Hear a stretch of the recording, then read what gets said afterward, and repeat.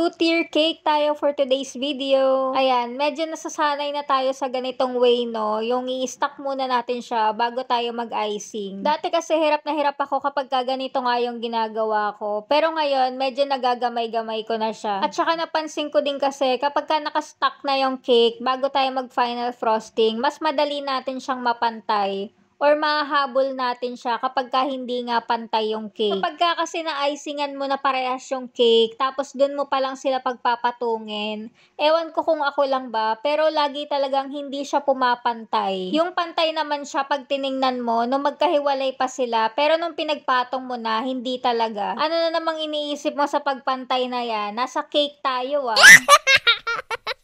All white lang yung pinaka-final frosting natin. Tapos nagdagdag nga tayo nung shade na parang green yata yan or blue-green. Hindi ko na matandaan. Wag na natin isipin, be. Masakit na yung ulo ko.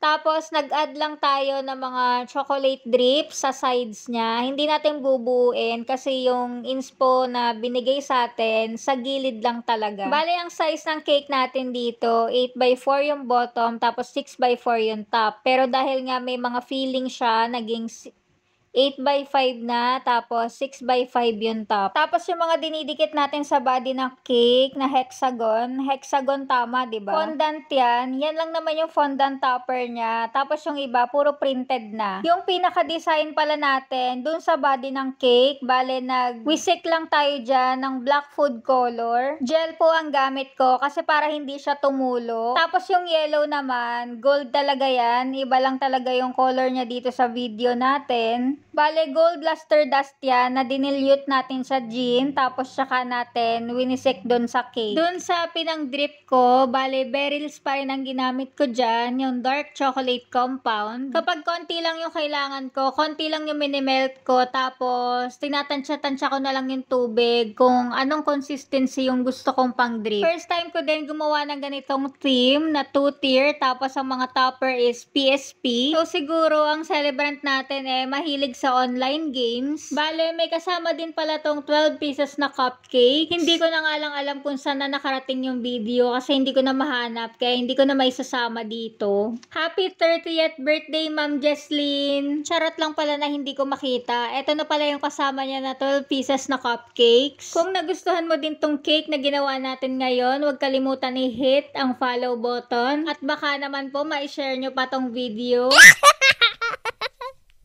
O siya, yun lang for today. Thank you for watching. Bye!